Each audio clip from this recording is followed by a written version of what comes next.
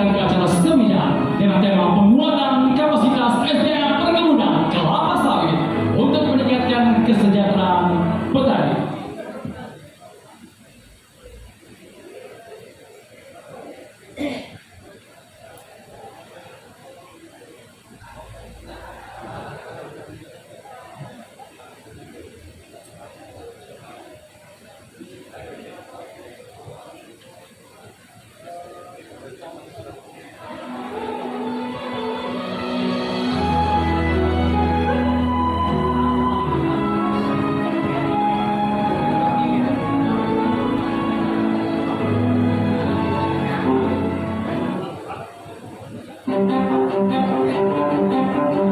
Kita sambut narasumber kita pada sore hari ini. Kadif Program Penanganan BPDPKS secara online, Bapak Ali bin Tahar. Kemudian Wakil Ketua HKTI Sumatera Selatan, Bapak MZ Ismet. Silakan Pak, tepuk tangan dong. Kemudian analis BSP Dinas Perkebunan Sumatera Selatan, Bapak Haji Rusdi Ardia. Dan dari Apkasindo kita sambut Pak Insinyur Hairul Tambuna. Dan kita sambut moderator kita, sahabat saya Bella Cokro Aminoto, Tipo Tenggo, Ida Apa-apa walaupun berkagalo. Boleh tepuk tangan yang meriah, Bapak Ibu. Terima kasih. Selamat sore Bella dan selamat bekerja. Dan para petani milenial, selanjutnya kita ke studio 1 dengan Bella Cokro Aminoto, Tipo Tenggo, Ida Apa-apa walaupun berkagalo.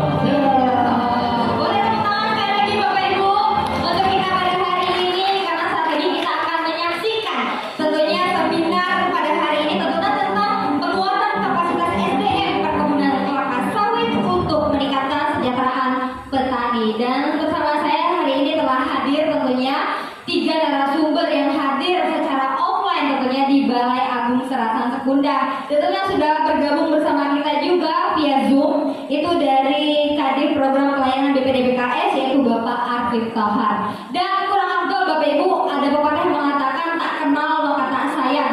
Maka izinkan saya untuk mengenalkan semua para narasumber kita pada hari ini pada seminar. Dan saya ingin mengenalkan terlebih dahulu nih narasumber kita yang hadir. Ada yang di sebelah saya terlebih dahulu, yaitu Bapak MZ Ismet MBA selaku Wakil Ketua HKTI Sumatera Selatan. Boleh bertepuk tangan untuk narasumber kita hari ini. Selanjutnya ada dari Dinas Perkebunan Sumatera Selatan, yaitu dari analisis PSP Dinas Perkebunan Sumatera Selatan, yaitu Bapak Haji Rudi Arpian SPMSI. Boleh bertepuk tangan lagi Bapak Ibu untuk narasumber kita pada hari ini. Dan terakhir tentunya secara offline hari ini telah hadir bersama kita di tengah-tengah kita, yaitu dari Apkasindo, dari Ketua DPT Pembangunan Usaha Tani dan Budidaya Apkasindo Sumatera Selatan, yaitu Bapak Insinyur Hairul Tambuna. Boleh bertepuk tangan untuk Bapak Hairul Tambuna. Dan tentunya ada juga nih hari ini narasumber kita secara online, yaitu dari BPDPKS, yaitu Kadif Program Pelayanan BPDPKS, yaitu Bapak Arfi Tohar yang telah bergabung bersama kita di Zoom meeting pada hari ini, yang telah dari tadi bergabung bersama kita dari mulai acara pembukaan sampai saat ini. Nah, baik Bapak Ibu, untuk mempersingkat waktu pada hari ini, semuanya masih semangat? Masih semangat semuanya? Masih, berarti memang kopi tadi Bapak Ibu kita harus beli, tapi kaget. Mungkin tahun depan kali ya kita akan ketemu lagi. Nah, baik, kita langsung saja untuk mendengarkan materi nih dari narasumber kita pada hari ini yang telah hadir bersama kita. Dan saya mohon izin untuk online terlebih dahulu dari BPDPKS, yaitu Bapak Arif Tohar, maksud saya. Kepada Bapak kami silakan. Oh, ternyata saya dapat informasi Bapak Ibu yang online setelah ini. Jadi kita langsung ke offline terlebih dahulu. Baik, Bapak mohon izin hari ini kita seminarnya karena mengingat waktu, kita untuk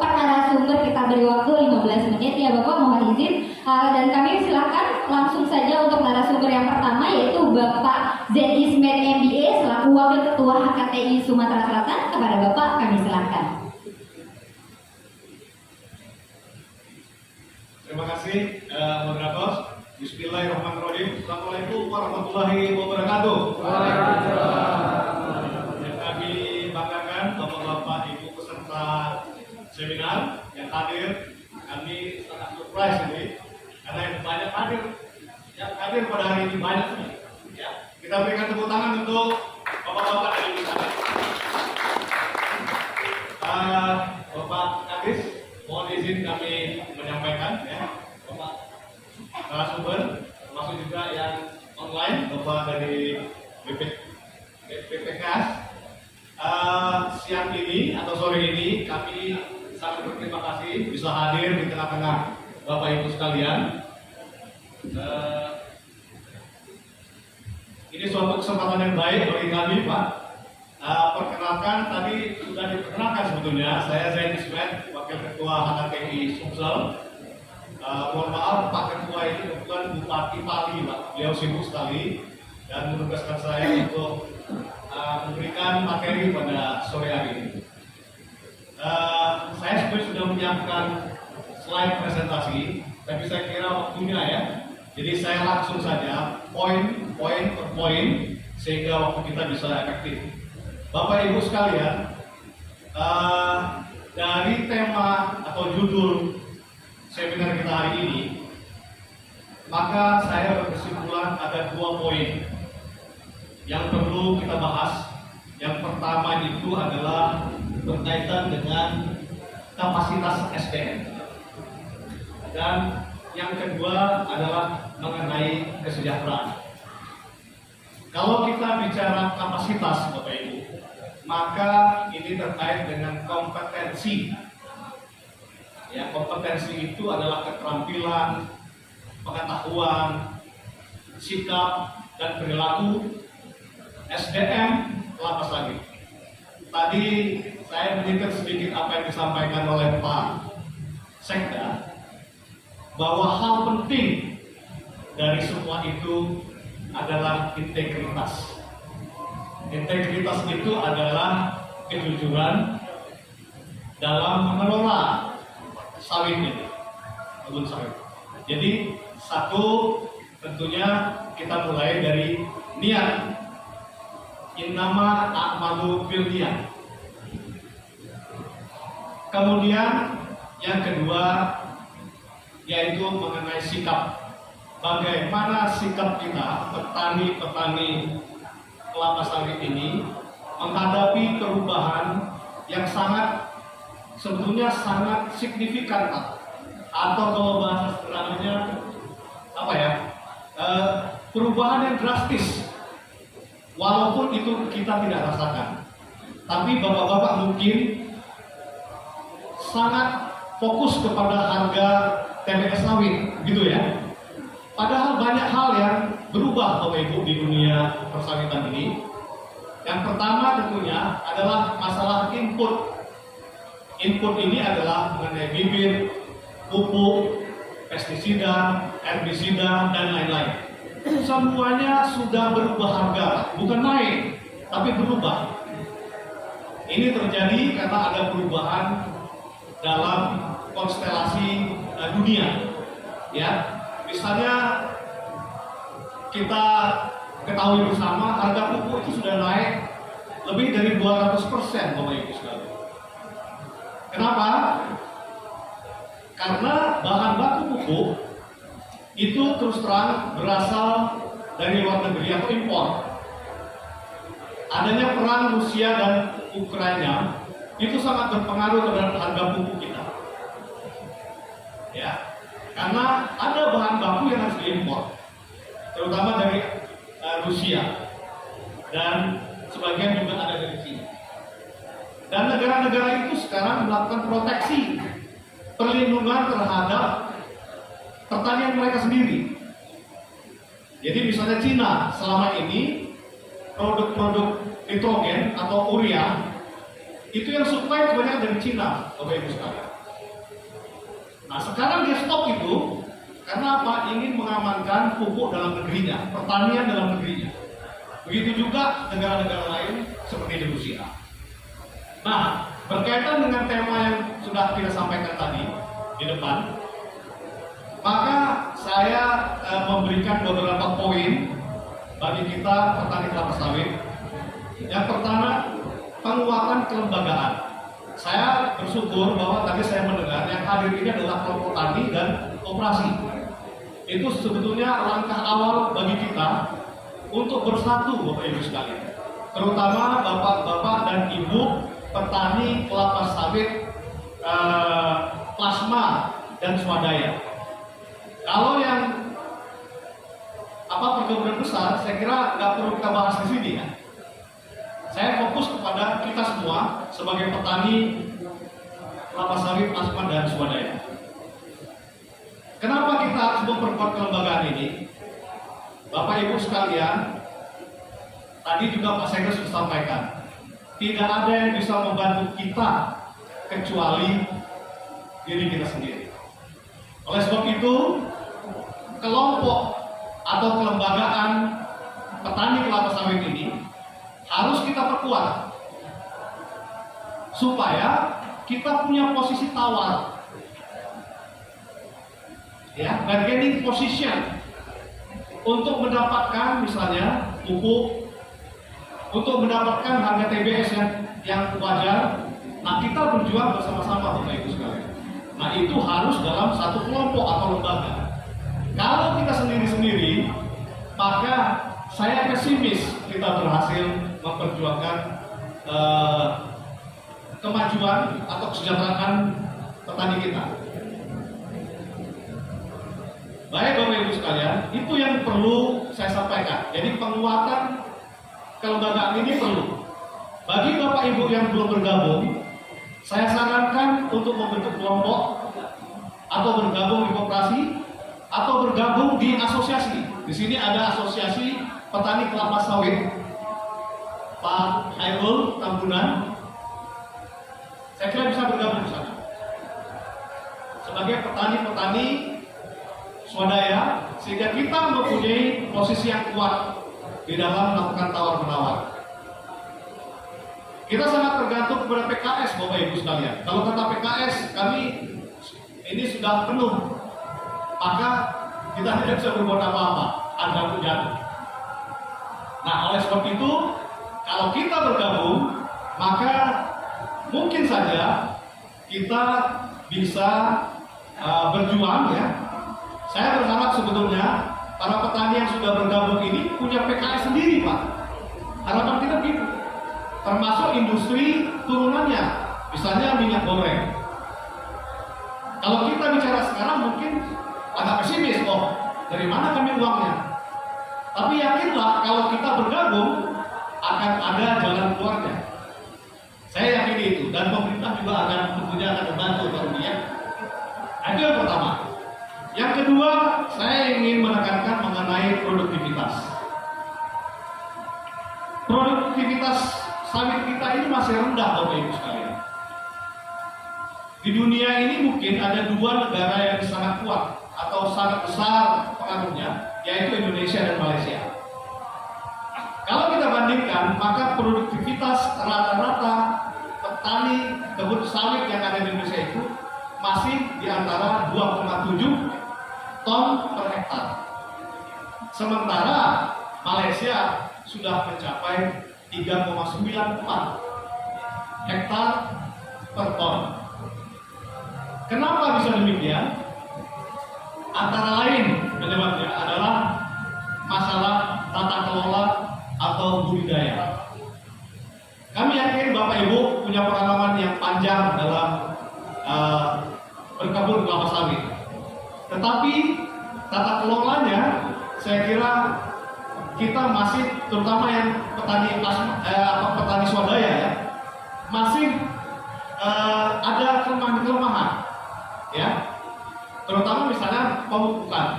Pemupukan di Indonesia itu baru setengah dosis, Pak, dari dosis yang dianjurkan.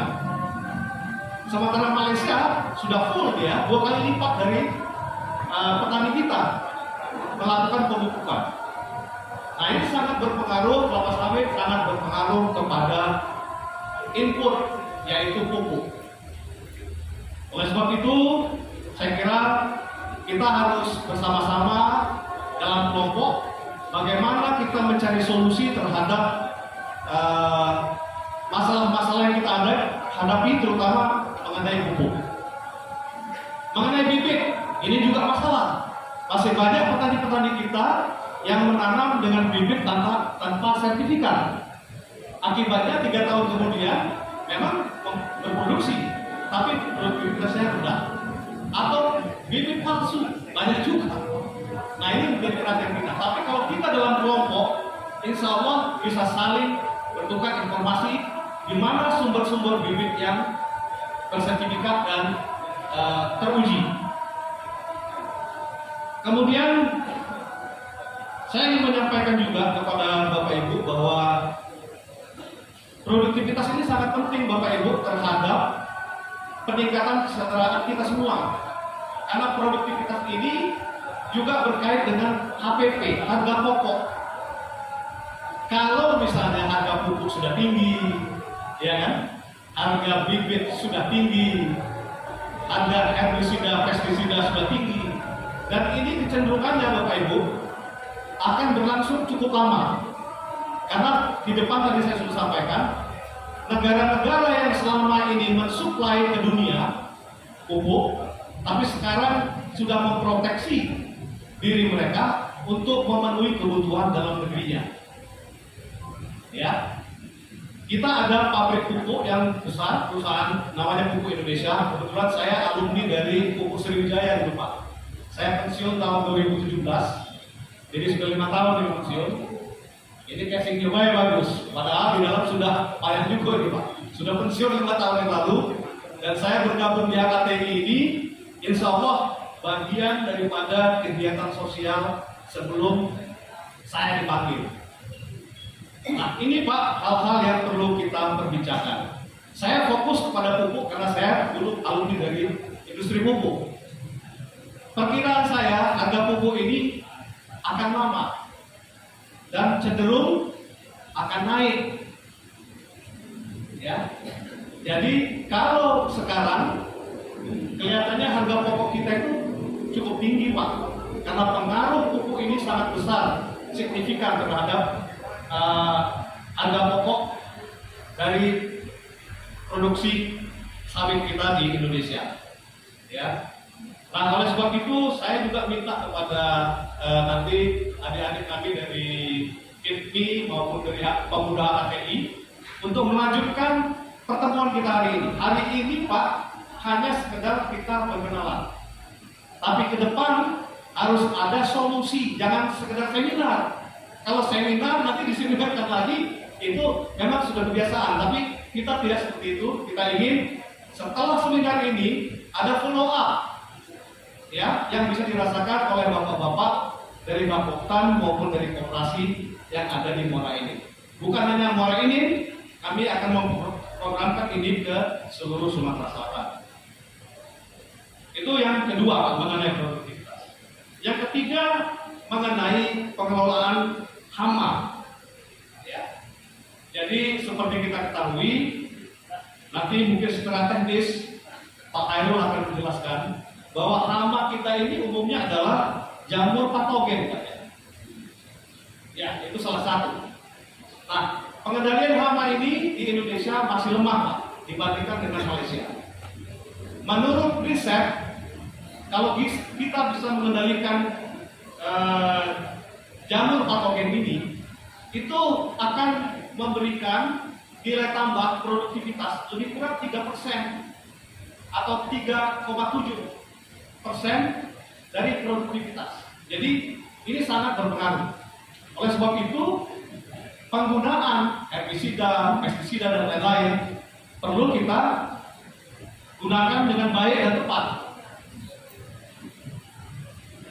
Kemudian yang keempat adalah kondisi tanah. Seperti Bapak Ibu ketahui, tanah-tanah kita ini di Sumatera Selatan pada umumnya adalah tanah gambut.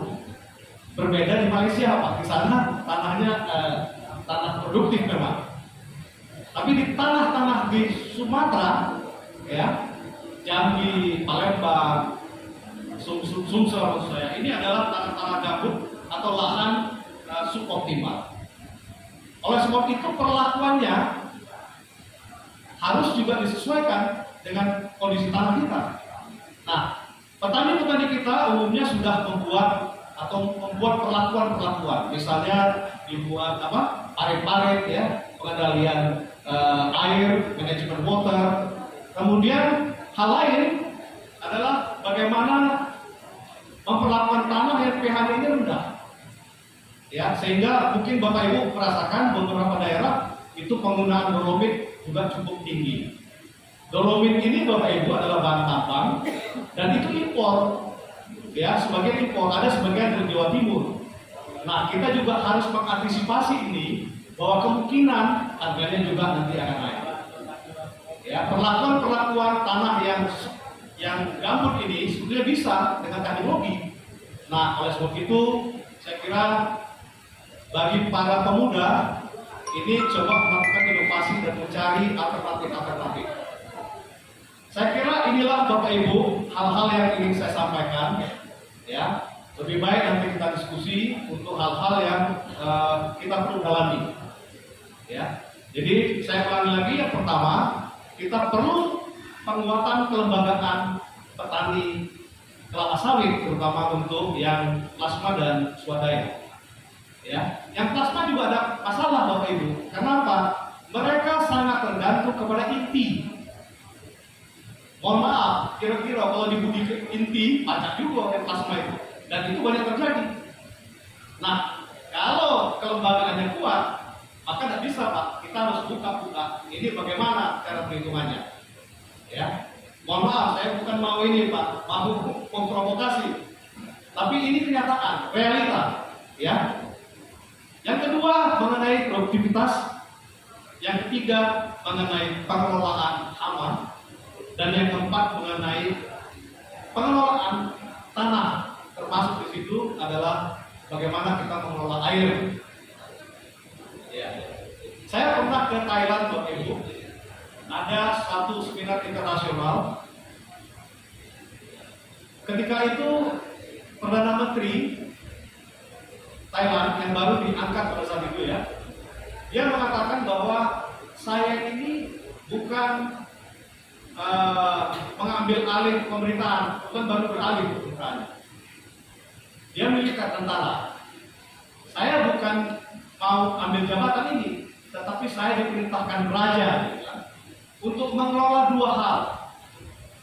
Yang pertama adalah pariwisata, yang kedua adalah air. Saya bingung Bapak Ibu, itulah tugas raja kepada Perdana Menteri Thailand yang baru. Saya berpikir keras dan saya mendapat jawabannya setelah saya kembali ke Indonesia 6 bulan kemudian. Yang dimaksud air Pak adalah bagaimana air itu digunakan untuk pertanian dan pariwisata. Jadi ternyata di sana orang nyebrang sungai itu bayar untuk pariwisata. Begitu juga air. Jadi sekali lagi Bapak Ibu, ini adalah hal-hal yang mungkin kita anggap sepele, masalah air, tapi bumi kita makin panas. Jadi ini perlu perhatian kita bersama, dan saya kira itu yang dapat saya sampaikan pada kesempatan hari ini. Intinya, kalau 4 hal ini bisa kita selesaikan, maka saya kira kesejahteraan petani sawit ini semakin meningkat. Jangan Bapak Ibu berfokus kepada harga TBS sekarang, tapi kita mencari solusi terhadap masalah yang banyak, terutama masalah-masalah input pupuk. Ya, ini harus kita selesaikan, dan nanti ya Adinda Gusti dan Adinda Ahsan ini mungkin akan melanjutkan dengan workshop. Kalau ini kan seminar. Ya, ini pengetahuan umum saja Pak, tapi kita perlu nanti mungkin ada demplot di tempat Bapak-Bapak yang harus kita lakukan. Kita akan mengajak Pak mitra-mitra kita supaya kita bisa memberikan contoh yang real kepada para petani. Saya kira demikian Bapak Ibu. Waktunya mungkin sudah lebih. Ya, oke. Terima kasih. Nanti kita akan lanjutkan dengan adu jawab. Terima kasih. Wassalamualaikum warahmatullahi wabarakatuh. Waalaikumsalam warahmatullahi wabarakatuh. Boleh beri tepuk tangan Bapak Ibu untuk narasumber kita yang pertama pada hari ini, yaitu Bapak Zaini Smith MBA selaku Wakil Ketua Himpunan Kerukunan Tani Indonesia yang ada di Provinsi Sumatera Selatan. Baik, Bapak Ibu, selanjutnya kita akan mendengarkan narasumber kita yang kedua, yaitu secara online yang telah bergabung bersama kami tentunya dari BPDPKS, yaitu Bapak Arfi Tohar selaku Kadin Program Pelayanan BPDPKS. Halo Bapak, selamat sore. Baik, Bapak, apakah suara saya terdengar dengan baik? Selamat sore Bapak, mungkin suara Bapak ini belum keluar dari Zoom-nya untuk bergabung bersama kita hari ini. Sekali lagi Bapak, selamat sore Pak. Bapaknya saya lihat ini jawab, cuma suaranya yang nggak keluar nih. Mungkin boleh tim dari operator boleh? Boleh Bapak, selamat sore.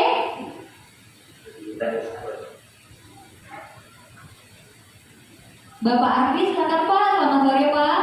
Ya, apakah sudah mendengar suara saya? Sudah, mantap Pak. Sudah. Oke. Oke. Baik. Ya, Iya Bapak, saat ini kita akan mendengarkan tentunya materi yang akan disampaikan oleh Badan Pengelola Dana Perkebunan Kelapa Sawit atau yang biasa diakrab dengan BPDPKS. Kepada Bapak Arfi Tohar, kami silakan. ya, terima kasih. Assalamualaikum warahmatullahi wabarakatuh. Selamat sore Bapak dan Ibu semua. Saya mohon maaf tidak bisa hadir secara offline di Sumatera Selatan karena ada kegiatan lain yang harus kami hadiri. Jadi hari ini saya diminta untuk menyampaikan tentang pengembangan SDM-PKS oleh Panitia. Izinkan saya untuk share screen terhadap materi yang saya dapatkan dari Badan Pengelola Dana Kelapa Sawit. Yang saya hormati Ketua IPNU dan Pak KPI dan para narasumber yang hadir pada sore hari ini, mewakili dari BPDPKS, saya akan menjelaskan tentang program-program yang dijalankan telah terkait dengan yang sedang disusun oleh BPDPKS bagaimana meningkatkan petani itu tidak hanya di sisi hulu saja tapi juga masuk kepada sisi hilir. Mungkin slide berikutnya. Nah, ini hanya gambaran tentang kondisi beberapa tanaman minyak nabati di dunia yang menghasilkan minyak yang digunakan bisa sebagai pangan dalam negeri, yaitu mulai dari soybean, sunflower, rapeseed dan palm oil. Dan kalau kita lihat di grafik yang di sebelah ini, itu ternyata palm oil itu adalah salah satu penghasil terbesar di Indonesia dan kontribusinya juga sangat memberikan terhadap ketersediaan dari permintaan untuk minyak nabati di dunia. Kemudian di grafik yang kanan kalau dilihat berapa luas dari masing-masing tanaman tersebut di dunia. Kalau kita lihat soybean itu mencapai 122 juta ton, sunflower itu 25 juta, rapeseed itu 36 juta hektar, sedangkan kelapa sawit itu hanya 16 juta hektar. Namun dari segi produksi, sebaliknya kelapa sawit produksinya hanya luas sebesar 16 juta, bisa menghasilkan 60 juta ton minyak nabati, sedangkan rapeseed hanya menghasilkan 25,8 juta minyak nabati, sedangkan sunflower 15,9 juta dan soybean itu yang paling luas dan sebesar 120 juta hektar itu hanya menghasilkan 45,8 ton. Nah ini menunjukkan bagaimana harusnya produktivitas kelapa sawit dibandingkan dengan tanaman lain. Jadi kalau dilihat di sisi paling kanan, produktivitas dari kelapa sawit itu bisa menghasilkan 4 ton minyak per hektar, sedangkan soybean hanya 0,4 ton per hektar. Jadi kalau misalnya sawit ini dengan luas yang kecil, tapi bisa menghasilkan jumlah minyak yang lebih besar karena memang produktivitasnya yang paling bagus dibandingkan dengan minyak yang lain. Berikutnya, nah ini adalah program-program yang ditugaskan kepada BPPKS bagaimana supaya kelapa sawit itu berkelanjutan, sustain, karena merupakan salah satu program strategis nasional atau komunitas strategis nasional, sehingga pemerintah membentuk satu badan supaya kelapa sawit ini tetap sustain dan berlanjut ya, karena tadi dia adalah salah satu yang menjadi andalan dari dunia untuk menghasilkan minyak nabati. Nah, apa program-program yang dibuatkan oleh pemerintah melalui Perpres 61 tahun 2015, kemudian yang diberlakukan dalam Perpres 66 tahun 2018, ada 6 program yang ditugaskan, yaitu mulai dari pengembangan SDM sumber daya manusia, kemudian penelitian dan pengembangan, promosi, peremajaan, sarana dan prasarana, pemenuhan kebutuhan pangan dan hilirisasi industri serta penyediaan untuk pemanfaatan bahan bakar nabati. Nah, dengan penugasan terhadap program-program ini, pencalonan terhadap program-program tugas ini diharapkan terjadinya peningkatan kinerja sektor sawit Indonesia, penciptaan pasar domestik, kemudian peningkatan kegiatan petani dan menyerap kelebihan CPO di pasar dalam negeri dalam rangka stabilisasi harga.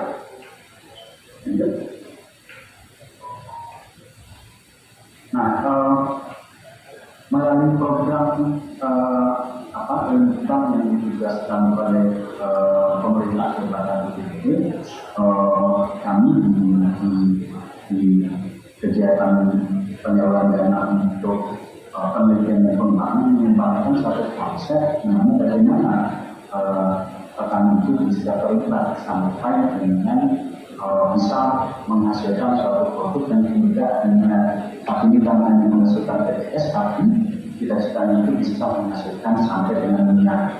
Nah, konsep ini itu adalah kebun petani sendiri nanti kami melalui penelitian yang sudah dilakukan oleh tim peneliti dari ITB sudah bisa menciptakan satu alat yang mampu menghasilkan yang disebut dengan industrial vegetable oil atau pabrik info yang bisa dioperasikan dengan skala kecil kalau dibandingkan dengan pabrik-pabrik CPO yang ada sekarang. Nah, ini salah satu yang sudah dilakukan yang ditempatkan di Musi Banyu Asli di salah satu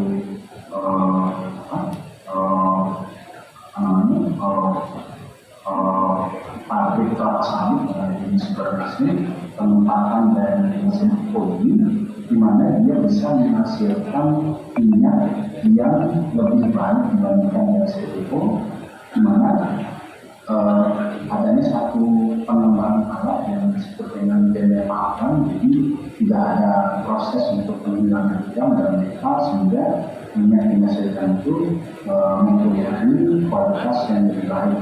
Nah, dari hasil penelitian ini dari produksi yang sudah dilakukan pada tahun 2019 lalu Minyak itu kami disimpan oleh IPB ya, penelitiannya. Saat ini kemudian disimpan dalam berapa kandungan sampai ternyata tidak jauh berbeda dari yang sebelumnya. Pada waktu produksi dulu sekitar kandungan bebasnya itu sekitar 4, sedangkan setelah dibersihkan lagi pada Agustus tahun ini itu hanya naik sebesar 3 itu menjadi 7 dan misalnya kualitasnya. Nah, ini adalah satu hal yang terobosan yang baru, di mana dengan penyimpanan kondisi yang biasa pun ini tidak berpengaruh besar terhadap kualitas minyak, karena tipe ini memang sudah menghilangkan zat-zat yang bisa menyebabkan kondisi kekerasan lemak bebas itu meningkat kalau dibandingkan dengan menyimpan CPO. Nah, berikutnya, kita juga sudah melalui penelitian ini juga sudah mendanai satu penelitian bagaimana lingkungan kemudian dapat diolah menjadi energi. Nah, dari penelitian yang dilakukan oleh tim peneliti IPB ini sudah dihasilkan satu alat yang bisa mengubah TIFO menjadi bensin sawit. Mungkin kalau saat ini kita sering mendengar penggunaan dari bahan bakar itu dan satu untuk biodiesel itu kendaraan yang diesel. Dari penelitian ini juga bisa dihasilkan untuk kendaraan yang menggantikan bahan bakar premium. Dengan keunggulan dari hasil penelitian ini, RON yang dihasilkan dari bensin sapi bahkan sangat bagus mencapai 110. Ini lebih bagus mungkin dibandingkan dari pertama stage yang menjual Pertamina yang menjadi sekitar 92. Nah, ini satu peluang yang juga bisa dimanfaatkan nanti oleh sentra-sentra sawit di Indonesia, di mana dengan adanya pabrik IPO yang bisa dikelola oleh masyarakat, digandengkan dengan ini pabrik bensin ini, itu kita mengharapkan nanti di wilayah itu bisa memenuhi sendiri untuk kebutuhan aman. IPO itu bisa digunakan aman dan bisa juga memenuhi sendiri untuk kebutuhan energinya. Nah, ini memang hasil penelitian ini bisa saja dihasilkan, dan memang untuk menerapkan ini memang perlukan waktu, perlukan kebijakan yang perlu dilakukan oleh pemerintah, tidak bisa mungkin serta-merta dilaksanakan dengan tanpa ada hubungan dari berbagai pihak yang terlibat dalam sektor ini. Ini diharapkan nanti jika nanti dengan adanya teknologi ini, setiap wilayah itu punya masing-masing sentra-sentra untuk pengolahan pasangannya dari sebenarnya ini petani tidak lagi hanya menjual dari BPS, tapi juga sudah bisa menghasilkan bahkan juga bisa menghasilkan bensin sawit yang bisa digunakan untuk kebutuhan industri. Lanjut. Nah, kami juga punya program pengembangan SDM kelapa sawit yang sudah dilaksanakan sejak tahun 2016, di mana kegiatan-kegiatan yang dilakukan itu adalah mulai dari pelatihan, pendidikan, pendampingan, dan fasilitasi. Nah, ini juga ditugaskan dalam proses tersebut, dilaksanakan bekerjasama dengan Dijen Perkebunan, bagaimana menciptakan generasi-generasi yang kompeten yang tadi bisa siap untuk melaksanakan inovasi-inovasi keterbaruan dalam sektor kelapa sawit ini. Nah, untuk program pendidikan yang dijalankan saat ini, kita BPDPKS memberikan bantuan pendidikan, memberikan beasiswa kepada anak-anak pekebun dan anak-anak masyarakat yang ada di sekitar perkebunan yang terlibat dengan proses di perkebunan yang disebut sawit, di mana ada program yang diberikan untuk diploma 1, diploma 2, diploma 3, diploma 4, dan strata 1. Dan mungkin nanti ke depan juga akan kita siapkan untuk yang lebih tinggi ya, tapi saat ini baru hanya untuk 5 program ini. Nah, karena ini adalah program untuk kelapa sawit, maka kompetisi untuk atau jurusan-jurusan yang boleh diberikan beasiswa itu juga kami terkait dengan kelapa sawit, yaitu tentang pemuliaan, pemerintahan, budaya, teknologi produksi, teknologi pengolahan, teknologi minyak, teknologi mesin, tentunya yang berkaitan dengan kelapa sawit, peralatan mesin, akuntansi, teknologi informasi dan manajemen logistik kelapa sawit. Sedangkan untuk salah satu kompetisinya adalah untuk agroteknologi dan agribisnis. Lanjut. Nah, di samping program pendidikan tadi, BPDP kami juga memberikan bantuan dalam bentuk program-program pelatihan yang diberikan kepada pekebun, kemudian masyarakat yang terlibat dalam kegiatan di industri maupun perkebunan kelapa sawit dengan memberikan pelatihan yang dibagi kelompok menjadi 2, yaitu pelatihan bersifat pemberdayaan atau non teknis dan pelatihan yang bersifat teknis. Ini bisa lihat di slide ini. Di antaranya adalah pelatihan untuk asistensi pusat dan daerah, pelatihan pasca, pelatihan penunjukan kebersamaan pelatihan penguatan pembatasan, pelatihan pengembangan kelembagaan, pemimpinan, manajemen, administrasi dan keuangan. Nah, untuk yang pelatihan teknis, mulai dari teknis budidaya, panen dan pasca panen, dispo, informasi pasar, pengelolaan sarana dan prasarana, dan teknik pengelolaan lokasi perkebunan. Memang ini masih diatur dalam kajian perkebunan dalam SK dan perkebunan, hanya untuk pelatihan ini saja yang baru diatur yang bisa dan bantuan kendaraannya, di mana itu BPDP akan memberikan bekerjasama dengan lembaga-lembaga pelatihan yang akan memberikan pelatihan dengan sumber yang kompeten terhadap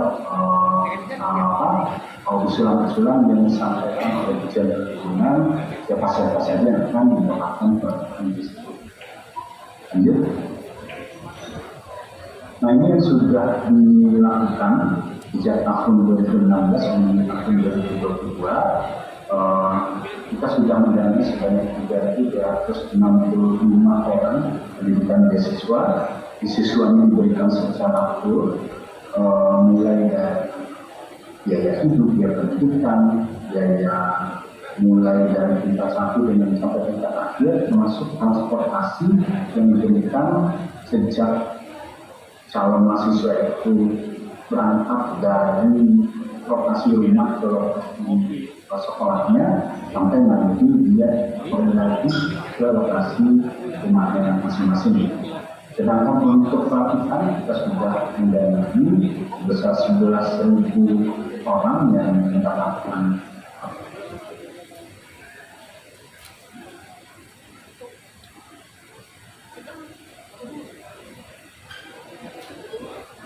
untuk program ini jumlahnya ya, untuk program Denpasar sebanyak 350, program Tiga sebanyak 1.215, dan program Wisata itu sebanyak 1.300. Nah, dan yang disalurkan bisa terlihat di sini yaitu sebesar 252 miliar, dan diharapkan dengan adanya program ini ada peningkatan untuk pengetahuan, keterampilan, serta profesionalisme, kemandirian dan daya saing, peningkatan kemampuan teknis, manajemen perusahaan, penyediaan tenaga tampil pada industri kelapa sawit dan pelaksananya praktek perkebunan dan lain.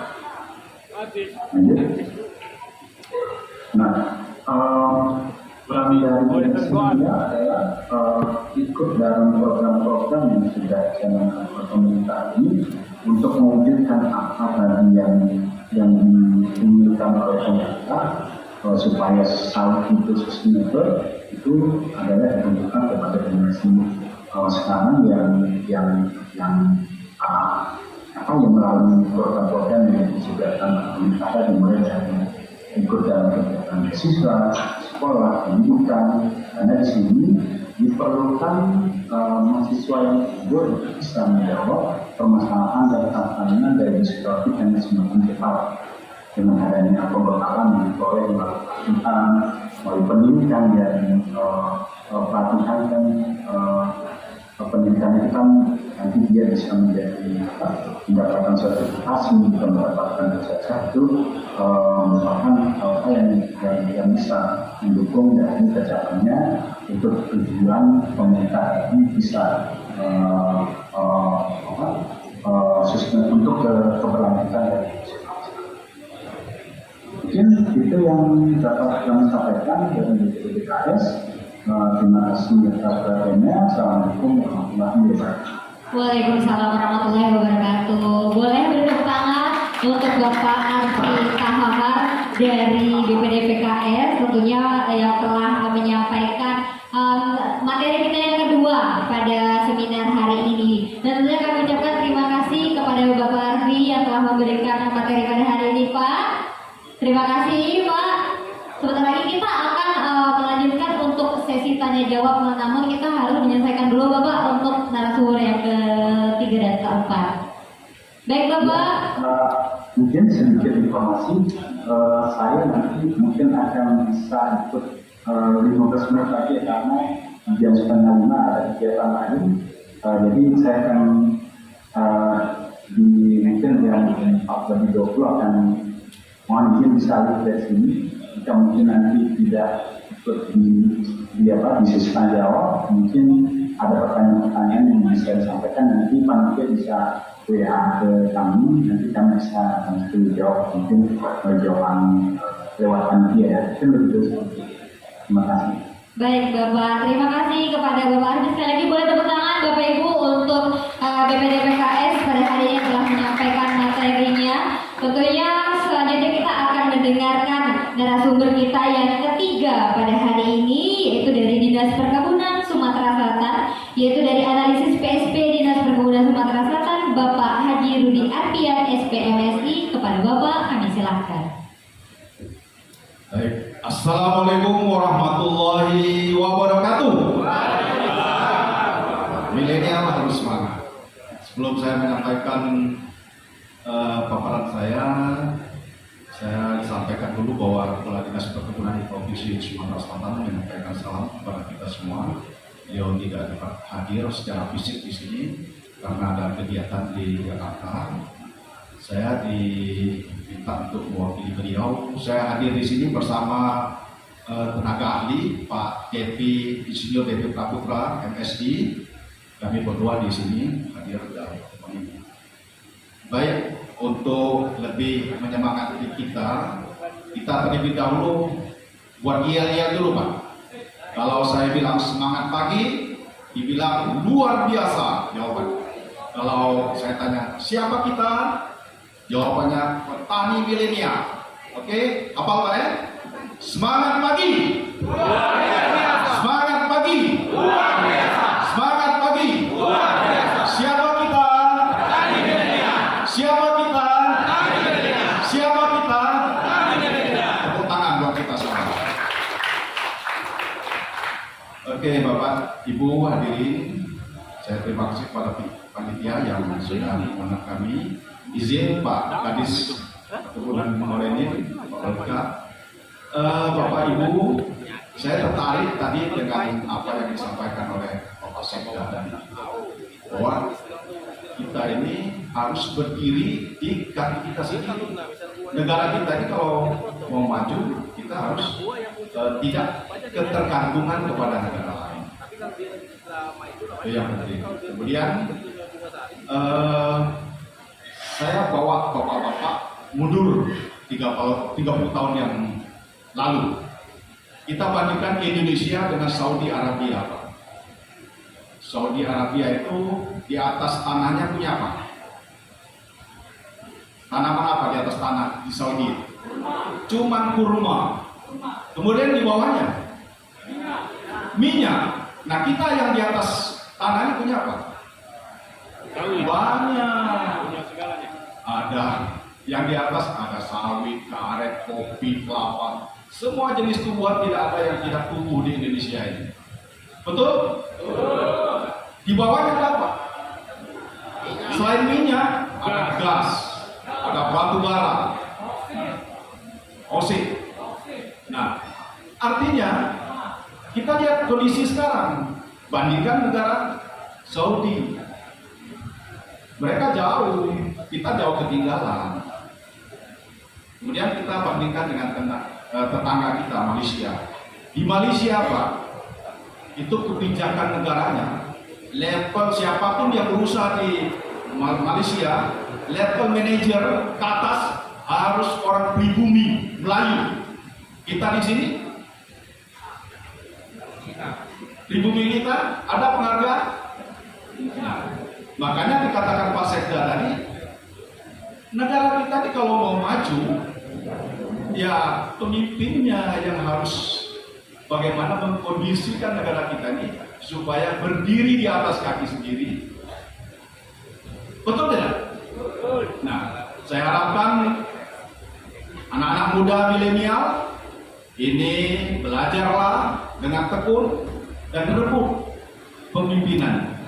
Pemimpin kita yang ke depan dari anak-anak sekalian ini harus memikirkan dengan kekayaan yang luar biasa ini, kita paling tidak kita harus kuasai teknologinya.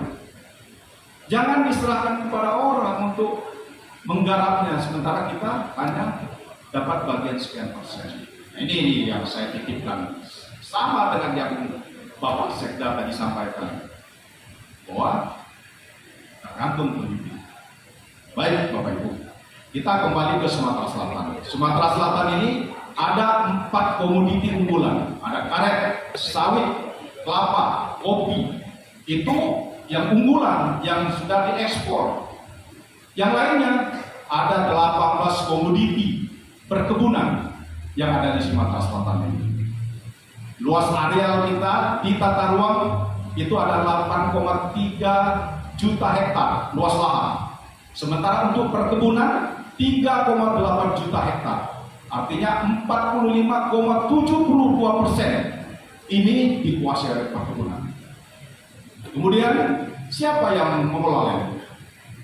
Kelompok petaninya ada 1,25 juta kepala keluarga. Kalau dikalikan 4 artinya ada 2 juta orang yang hidup di pertanian. Itu baru petani, belum di sektor lain. Buruh, pabrik, transportasi yang terlibat di pertanian. Artinya begitu ada masalah di perkebunan di pertanian ini, maka ekonomi kita bergejolak. Bapak-bapak, dari sawit, karet, harga rendah, demo, semua barang-barang elektronik yang biasa laris di kabupaten, di desa-desa, macet. Kredit macet, yang tadinya kredit mobil dikembalikan, ditarik oleh distributor. Nah, inilah artinya memang komoditi perkebunan ini harus benar-benar diperhatikan. Supaya apa? Supaya Sumatera Selatan maju untuk semua, bisa tercapai paling cepat. Karena kita punya prinsip bahwa kita harus mengelola kekayaan kita sendiri. Setuju? Tepuk tangan dulu kalau setuju. Baik, Bapak Ibu hadirin yang berbahagia, kita fokus kepada sawit. Sawit ini ada 3 harga yang beredar di masyarakat. Pertama, harga tim penetapan harga yang diberikan kepada plasma. Kemudian ada harga kemitraan. Kalau plasma itu biasanya dikelola pengelolaan lahan, mulai dari tanam budidaya sampai ke buah pasir, ini dikelola oleh perusahaan. Sementara yang mitra ini biasanya petani yang nanam per kelompok, kemudian dimitrakan kepada PKS. Yang ketiga, petani swadaya yang memang kerja menanam modal sendiri, menjual juga dengan tangan sendiri. Nah, ini yang harus kita perhatikan. Nah, bagaimana peran pemuda milenial, petani-petani yang muda ini? Kita perlu SDM, Pak. Bagaimana kita mengelompokkan petani-petani swadaya ini? Kita ada Peraturan Gubernur Nomor 20 Tahun 2020 yang mensyaratkan bahwa kalau petani swadaya ingin harganya sama dengan harga yang dikeluarkan oleh tim penetapan harga, dia harus berkelompok. Tidak bisa tak berkelompok. Nah, kenapa dari tahun 2020 sampai 2022 ini belum banyak petani swadaya yang berkelompok kemudian dimitrakan? Saya ngobrol-ngobrol dengan Pak Kadis tadi, cuma satu baru dengan Cepu ya Pak ya, yang berkelompok. Karena apa? Kita SDM-nya tak muncul di situ. Nah, ini peluang bagi petani-petani anak-anak muda untuk bagaimana menghimpun petani-petani ini supaya berkelompok, kemudian difasilitasi oleh dinas untuk dimitrakan dengan PKS yang terdekat. Disepakati harga yang akan dikeluarkan oleh tim penetapan ini tahun berapa?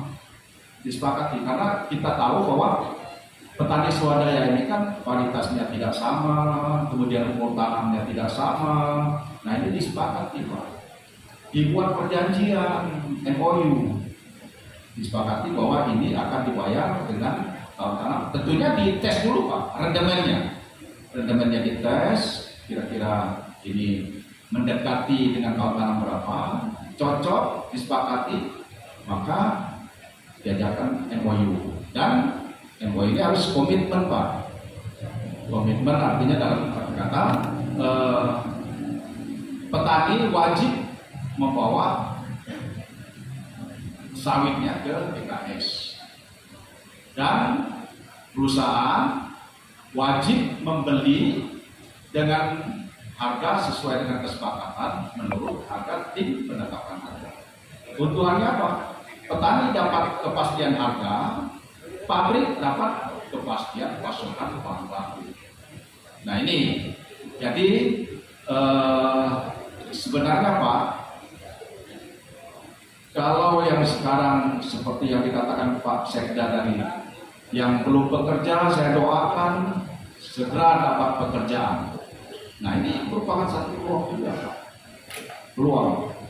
Artinya kita mengelola KUD, koperasi, tentunya kalau ini sudah jalan ada pendapatan di situ. Di samping kita juga jangan lupa membuat kebun sendiri Pak, kebun sendiri.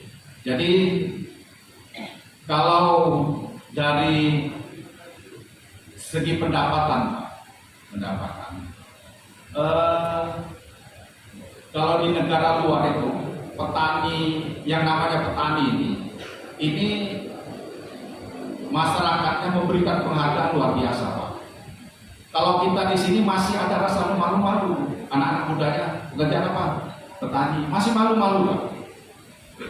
Karena kita belum bisa melihat, mempertontonkan kepada masyarakat, ini loh, walaupun petani saya penghasilannya udah lebih dari anggota dewan. Bayangkan, kalau 1 hektar dapat 4 juta Pak. Nah, 4 juta sawit.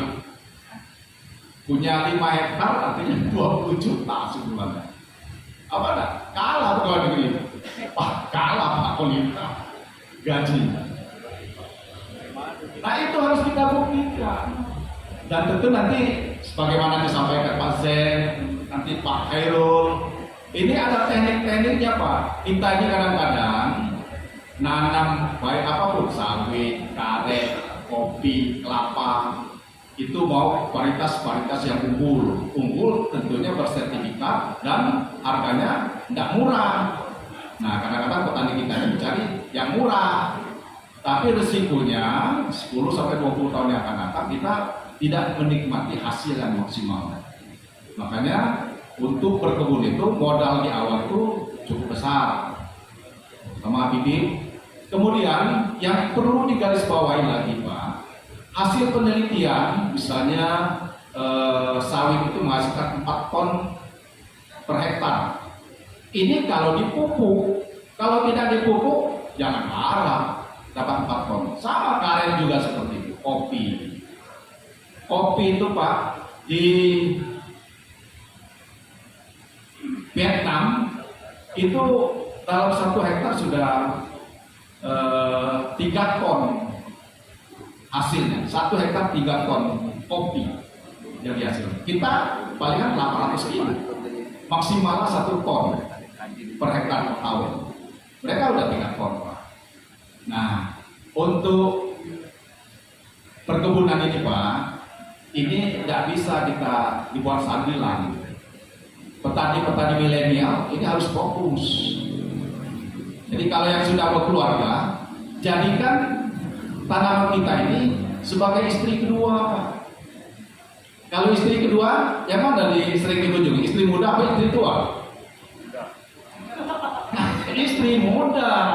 Jadi artinya kita harus sering dikunjungi, dirawat. Kalau kita mengharapkan, oh ini kata penelitian Pak disebut 4 ton, apa hasilnya 2 ton? Ya tidak dirawat, tidak dijadikan istri kedua. Kalau di luar negeri itu, di Vietnam, Thailand itu, mereka memang fokus Pak. Di samping selalu berinovasi, selalu mencoba-coba. Pupuk kita mahal, pupuk kimia.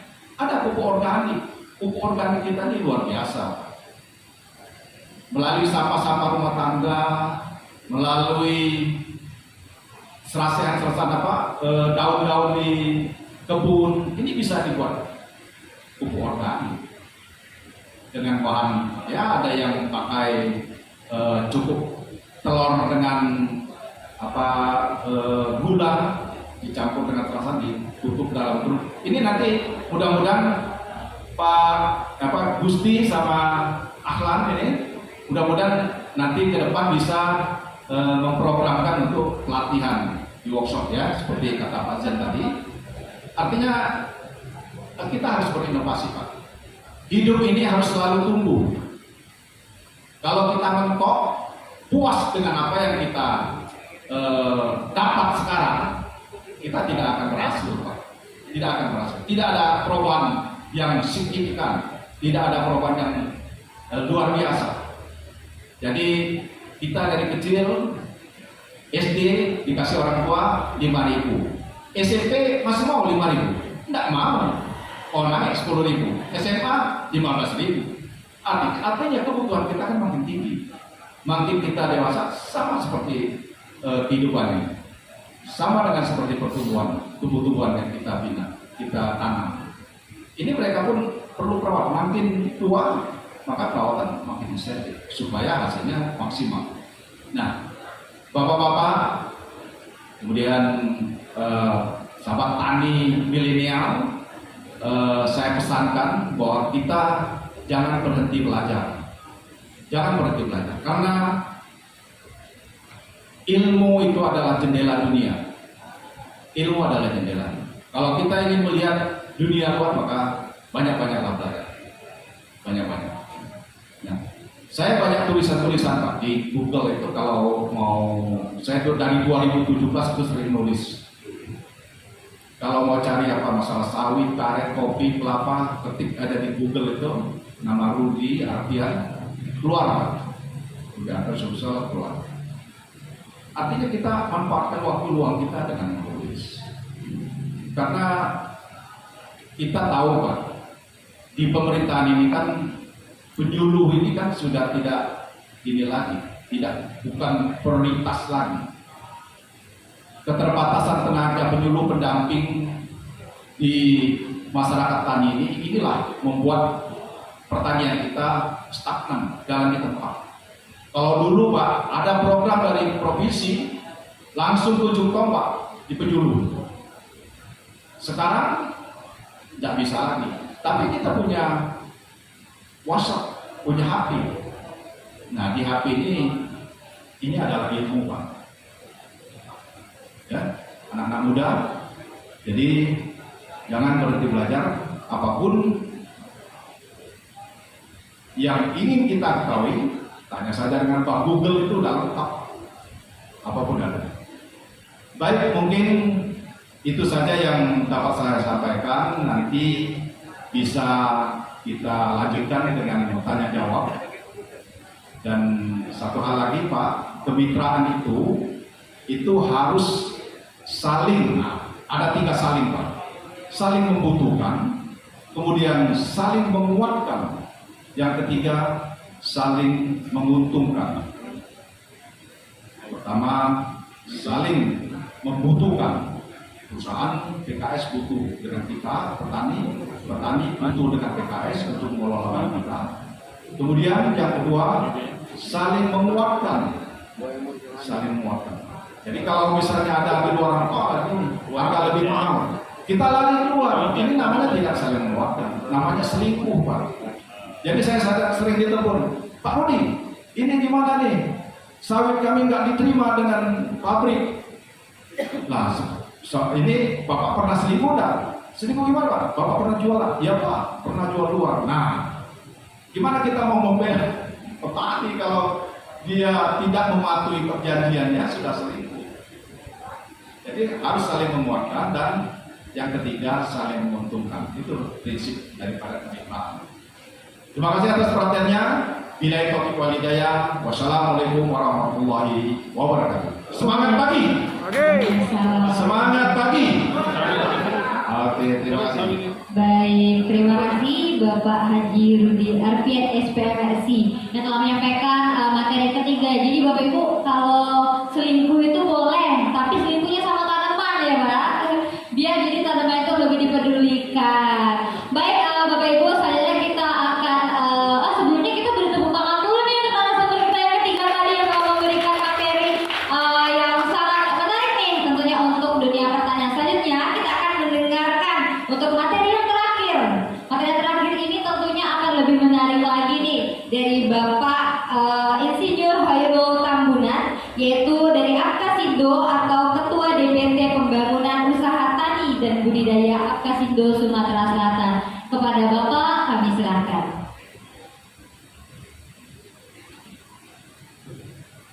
Tolong forward. Bismillahirrahmanirrahim. Assalamualaikum warahmatullahi wabarakatuh. Wah, saya paling gak enak ini bagian yang terakhir. Pertama, pesertanya sudah tinggal sedikit, ya. Kemudian biasanya semakin lama semakin ngantuk ini. Betul ya? Kopinya sudah ada tadi? Habis. Ini dia Pak. Setka tadi ya, banyak kerjaan saya tadi beliau juga. Tapi tidak apa-apa ya. Untuk supaya tetap semangat ya, saya berharap dari masing-masing peserta, terutama tadi kelapa sawit milenial, minta yel-yel ya. Jadi kalau nanti saya katakan petani sawit milenial Muara Enim, yes, tiga kali ya. Bisa Pak? Bisa Bu? Coba dulu ya. Petani sawit milenial Muara Enim. Terima kasih. Ini dia bagian terakhir ini. Tadi beberapa pembicara ya, itu sebetulnya sudah ada gerempet itu masalah ini ya. Tapi supaya tidak ngantuk dan tetap gairah bersemangat, saya ada triknya. Ya. Sebelumnya saya ucapkan terima kasih dulu ya kepada Bapak Kepala Dinas Perkebunan Kabupaten Muara Enim. Jadi beliau ini sering ketemu saya di Palembang, terutama kalau ada acara-acara yang lagi trending ya, menyangkut masalah perkelapa sawitan ya. Kelapa sawit ini ibaratnya gadis ya, gadis belia sama lah petani sawit milenial ya. Jadi gadis belia, ya. Tetapi apa namanya, orang sekarang ini perhatiannya luar biasa, ya. Bahkan bukan Indonesia saja, luar negeri juga ikut berkecimpung, ya. Masalah kelapa sawit, khususnya CPO, ya. Nah, itu. Jadi supaya bapak-bapak nggak ngantuk, ya, saya dari Apkasindo, ya, Apkasindo Provinsi Sumatera Selatan, ketepatannya ketua umum kami, ya, itu Bapak Haji Slamet Sumosentono. Jadi beliau merangkap sebagai wakil Bupati Banyuasin. Jadi salam beliau tidak bisa hadir, ya. Dan kemudian juga Pak Yunus, ya. Mungkin Pak Gusti ada koordinasi, ya, dengan Pak Yunus. Jadi karena Apkasindo ini memang lingkupnya luas sekali, jadi kami berbagi-bagi, ya.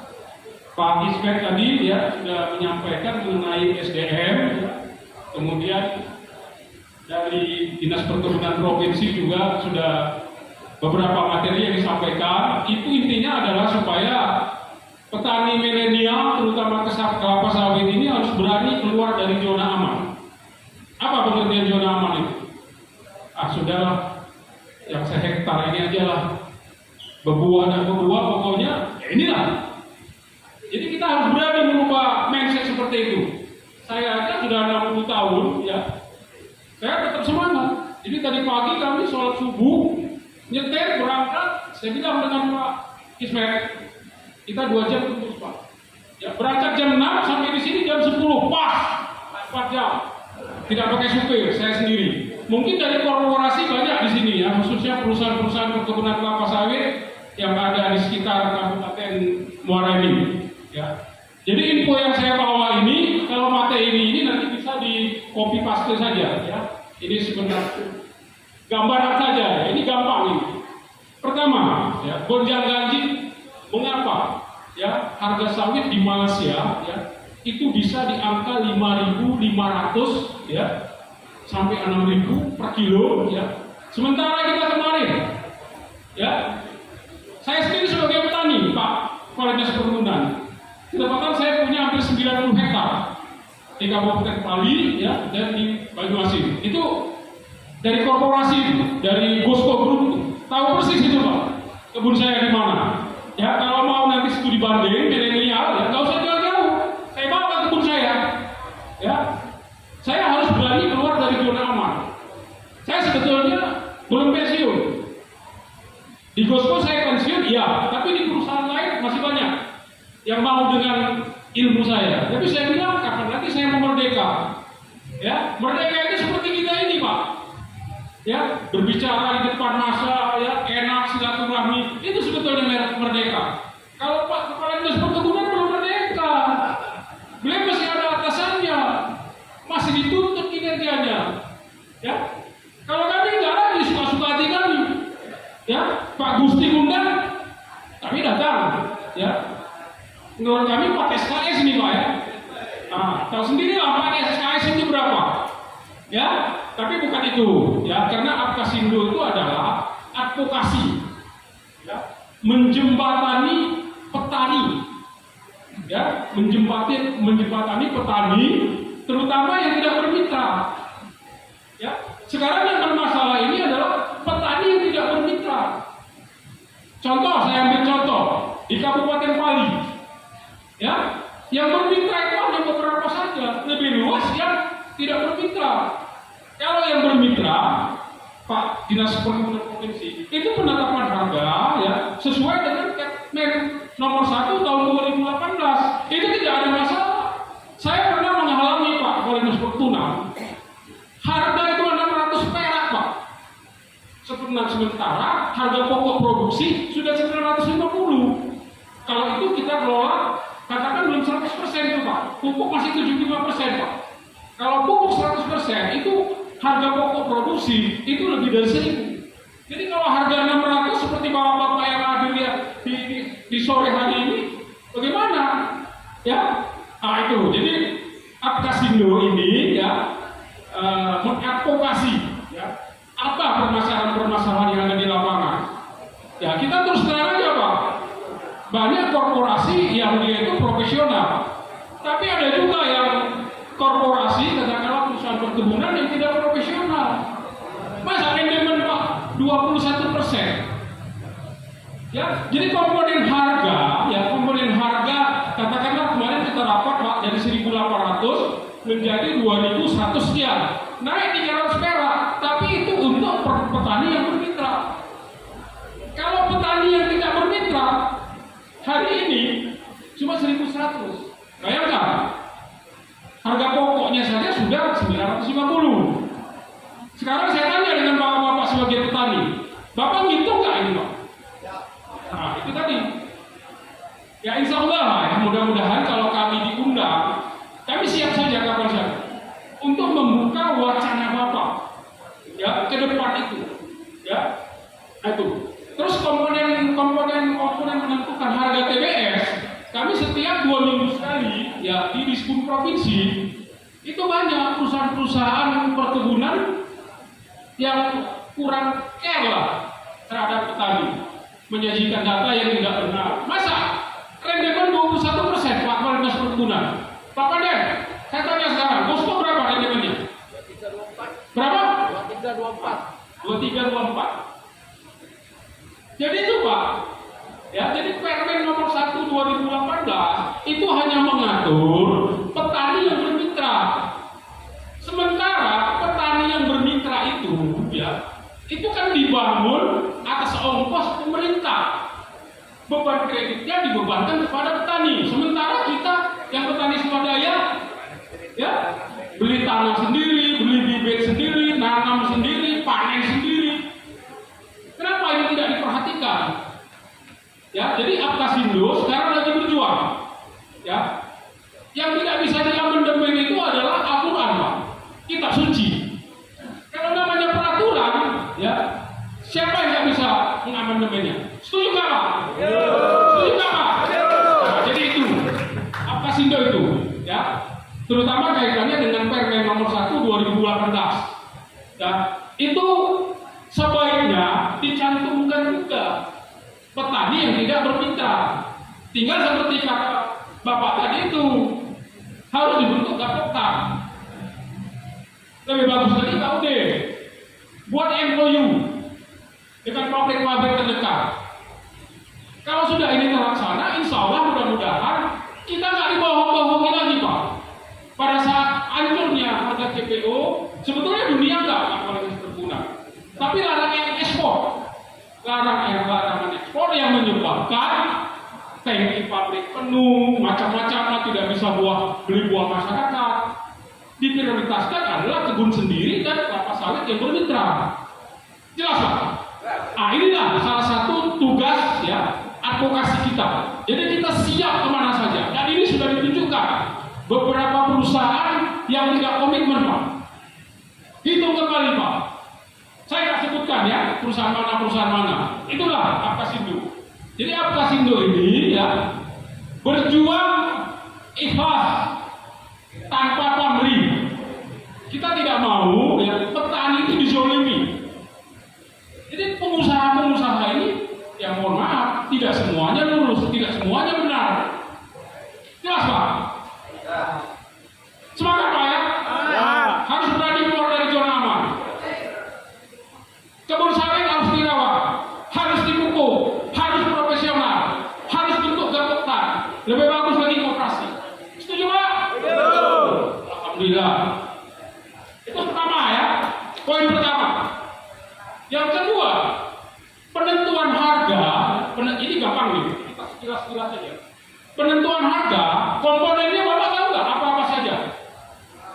Komponen harga yang bermitra plasma dari 1.800 kita rapat kemarin di Dispun menjadi 2.100, naik 300. Komponennya adalah CPO, rendemennya berapa? Tadi dari korporasi sudah menyampaikan 23 sampai 24. Bagus itu Pak. Tapi kemarin menyampaikan ada yang 18, ada yang 20. Bahkan standar rapat kita kemarin hanya 21%. Ya, 21 ke 24, 3%.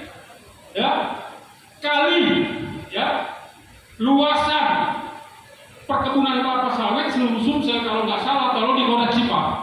1.400.000. Ya, 1.400.000 artinya korporasi ditambah dengan petani. 40%-nya itu petani, Pak. Ya, jadi pada waktu penentuan harga itu ada salah satu komponen yang tidak masuk, Pak, kalau dinas perkebunan, cangkang. Ya, cangkang ini bahan bakar energi hijau yang terbarukan. Kalau batu bara, Pak, walaupun dia kalori katakanlah 6.000, gasnya 6.000, itu tidak ramah lingkungan, Pak.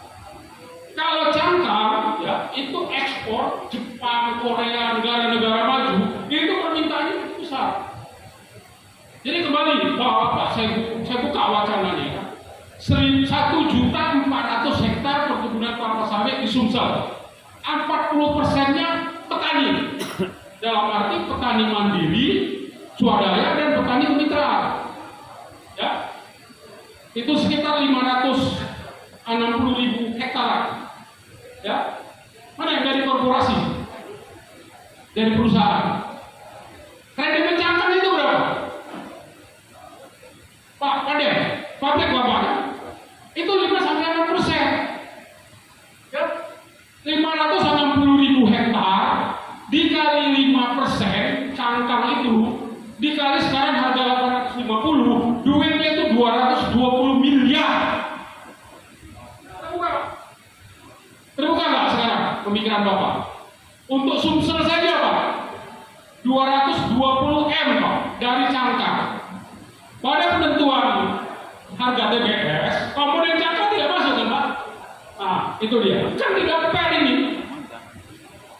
5%, 5-6%. Jadi seluruh Sumsel dari hasil cangkang saja sudah 220 M, belum Indonesia. Nah, jadi inilah yang kita perjuangkan sekarang. Kita buka pikiran-pikiran birokrat penentu, ya, di atas sana. Jadi banyak kepentingan, Pak. Mohon maaf yang dari pemerintahan. Karena kita betul-betul jujur, ya, advokasi terhadap petani. Ya, masih ngantuk, Pak? Ya. Hah? Ya. Kalau ngantuk, saya stop. Lanjut ya. Tuh. Jadi kami siapa? Jadi sudah ada beberapa perusahaan, ya, yang bermitra, Pak. Tidak fair, tidak profesional, memberlakukan mitra petani basmati tidak benar. Ya, ini kita perjuangkan, Pak. Insya Allah lah, ya. Jadi mudah-mudahan terutama kepada ketua HIPMI, ya, kemudian petani-petani milenial. Pengertian milenial itu sebetulnya usia antara 22 sampai 34. Jadi betul-betul masih masih potensial sekali. Beda dengan kami-kami. Kalau kami-kami ini hanya di belakang saja, yang mengomporin bapak-bapak supaya bapak-bapak itu ngerti yang sebenarnya seperti apa. Aduh, dari korporasi ketawa. Dari petani, Pak. Kedapatan saya dulu GM-nya, jadi saya tahu persis. Ya, pabrik itu seperti apa saya tahu persis.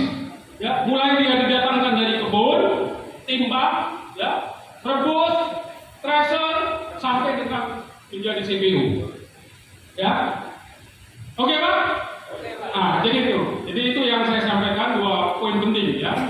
Kemudian coba kembali ke judul tadi, apa tadi? Dari awal tadi.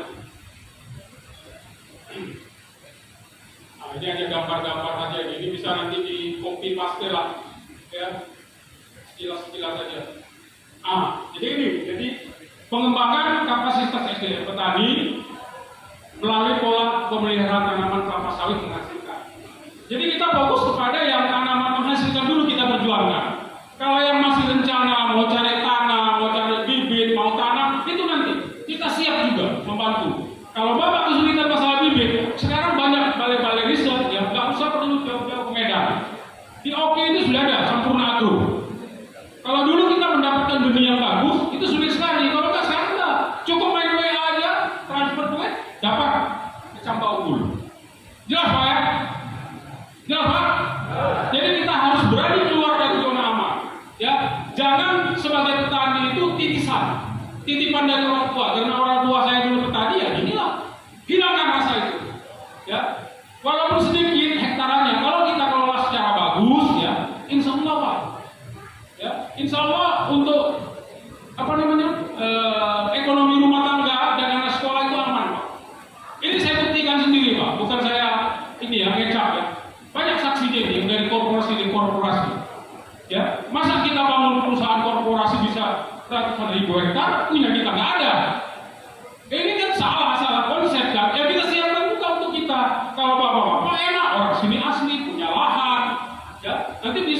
dengan bapak-bapak ini berkomunikasi, ya. Nah itu, jadi pengembangan kapasitas SDM petani melalui pola pemeliharaan tanah kelapa sawit menghasilkan. Jadi kita fokus ke sana dulu. Kalau untuk yang plan ya, jangka panjang itu nanti sambil berjalan. Oke, next. Ini dia. Jadi mungkin sudah tahu semua lah ya, ini tanaman kelapa sawit ya. Ada nggak pertanyaan, kenapa kok itu ada rumputnya? Gitu kan? Ya, itu tidak mengganggu, Pak. Itu epifit. Dia tumbuh di pelepah yang sudah mati. Jadi dia tidak mempengaruhi batang kelapa sawit dan produksi. Ya, kalau ini kita kerjakan sia-sia saja, habis biaya. Oke ya. Next berikutnya. Mana aja Pak? Betul Pak. Ini apa Pak namanya Pak? Paham sudah kan? Harus kita buat seperti ini. Ya, 4,8. Ya, 4,8 ini kalau jari-jarinya separuhnya, ini harus bersih supaya pemupukan itu nggak sia-sia. Pak sudah mahal-mahal beli pupuk, ya kan? Bapak taruhkan ke tempat yang tidak tepat, ini kan sia-sia. Harus kita buat seperti ini, ya. Jelas Pak ya? Apakah bapak-bapak sudah buat seperti ini di kebun sawitnya? Ini dia. Oke, next berikutnya. Cepat-cepat aja ini.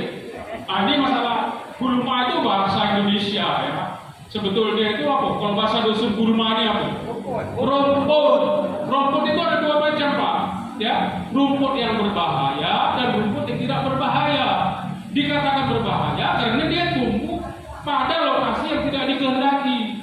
Ya, kalau dia dikehendaki seperti necrolepsis ya, apa namanya ini apa? Pakistan itu justru bagus. Pada waktu musim kemarau dia bisa mempertahankan kelembapan. Next berikutnya, cepat aja. Ini benar nggak ini Pak? Yang ini? Oh ya, salah ya? Kenapa salah? Runing. Ya, ini berlebihan. Yang betul ini, ya, yang betul ini. Next berikutnya, ini Pak. Jadi kaitannya jumlah pelepah. Kalau Bapak bisa mempertahankan pelepah, ya, pada usia, ya, ini hasilnya ini bisa 30,8 ton per hektar per tahun. Ya, jadi kalau harga seperti kemarin bagus 3.000, ya Bapak tinggal ngitung aja. Kalau satu truk itu berarti 21 berapa? Kalau harga 3.000, memberangkatkan satu truk 7 ton, 21 juta. Jadi kalau harga 600 kemarin berapa duitnya? Ongkos panennya 200, ongkos akutnya 150, tekor, uang rumah merenggut galo, ya kan? Betul nggak Pak? Berikutnya next. Ini ya mengganggu. Tadi sudah disinggung oleh Pak Ismet ya. Kaitannya dengan penyakit dan hama ya. Bapak sudah tahu lah ya. Yang dikatakan hama itu apa, dikatakan penyakit itu apa. Next berikutnya. Ini ulat kantong. Ya, ada salah satu korporasi besar ya, saking tidak bisa mengendalikan karena ini pandemi ya, sudah hampir 90% terserang ulat kantong ya. Itu bahan yang dibeli, aset Pak, dijatuhkan jadi dari pesawat, harusnya sudah habis. Ini ulat kantong ini, karena dia bisa bersembunyi Pak. Nah, begitu dia ada gangguan dari luar, dia masuk ke, begitu disemprot, dia masuk Pak. Beda dengan ini, ulat-ulat ini. Ulat-ulat ini kalau disemprot langsung mati, jatuh, selesai masalahnya. Oke, next berikutnya. Ini ya, Ganoderma. Ada nggak di tempat Bapak Ganoderma? Nggak ada ya? Ada. Sebetulnya gini Pak, kalau kita berbicara masalah Ganoderma ya, itu karena tidak diputus siklusnya Pak. Jadi dulu di Sumatera Utara, ketepatan orang tua saya yang dari perkebunan, dulu swastanisasi tahun 60-an dari perusahaan-perusahaan asing ke PTPN, HGU-nya habis tidak diperpanjang.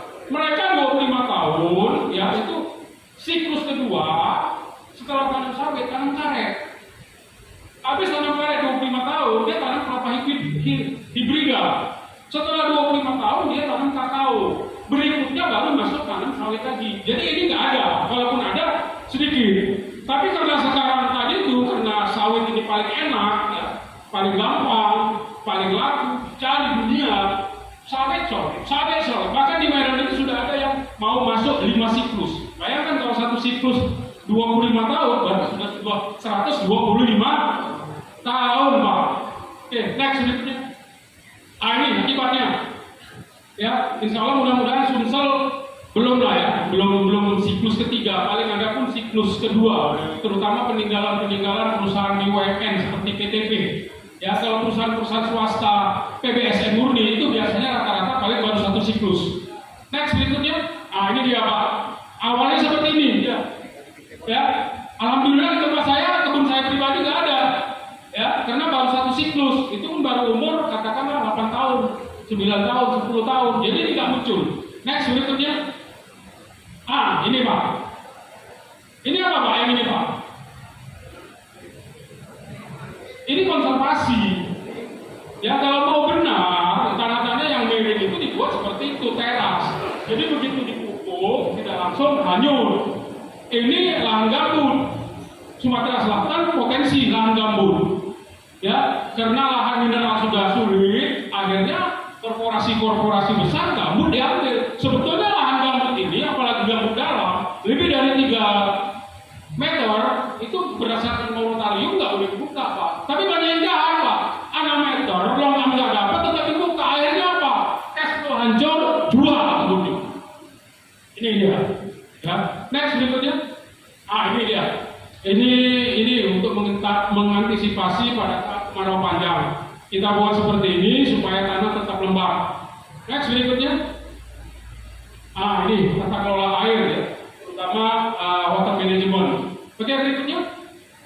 Nanti bisa copy paste Pak. Ya. Pemupukan. Tadi ada pesan dari Pak ini, Spek, tolong diperdalam lagi masalah pemupukan berimbang. Pengertian pemupukan berimbang itu begini Pak. Jadi kita sekarang mau gampangnya saja, pupuk kimia, urea, NPK, pupuk kimia, urea, NPK. Itu tanah itu ada titik jenuhnya Pak. Nah, ada titik jenuhnya. Ya, kalau dia dikasih kimia terus, sama seperti kita Pak. Ya, kalau sayur-sayuran yang mengandung pestisida kimia, lama-lama kita hancur Pak. Makanya sekarang ada istilah sayur organik. Ini sama Pak. Jadi kita pemupukan ya harus kita mix Pak, antara pupuk kimia dengan pupuk organik. Pupuk organik itu ada yang palet, butiran, ada yang cair. Kalau kita pakai pupuk organik, pupuk kimia kita turunkan hanya 50% saja Pak. Dari 100% berapa? Kalau luas petani kelapa sawit Sumatera Selatan 560.000 hektar. Berapa itu sudah pemborosan? Ya. Oke, next berikutnya. Ini dia. Dia kelihatannya waktu diambil foto ini dia senyum Pak. Soalnya harga 3.000 Pak. Jadi pada waktu harga 3.000, Fortuner, Pajero Sport, ya banyak ya.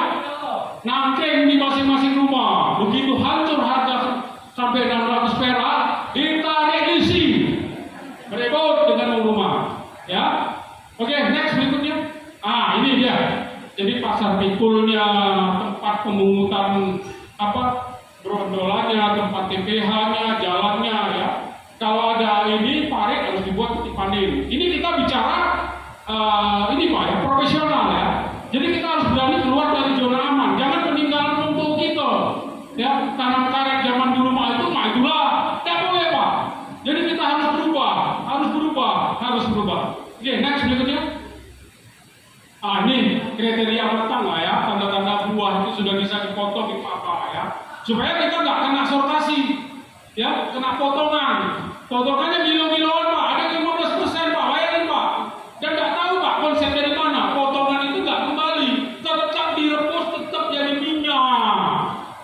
Betul Pak? Atau ada yang potongan dibalik ke Pak? Jangan deh. Ngapa Bapak Nirma ya? Udah ngerti. Oke, next berikutnya. Ini derajat kematangan. Ini nggak usah pening-pening, angka-angka ini Bapak pening nanti. Yang penting 1 kilogram tandan buah segar harus sudah ada membrondol jatuh 1 biji. Jadi kalau berat punya Bapak itu katakanlah 10 kilo, ya berarti sudah harus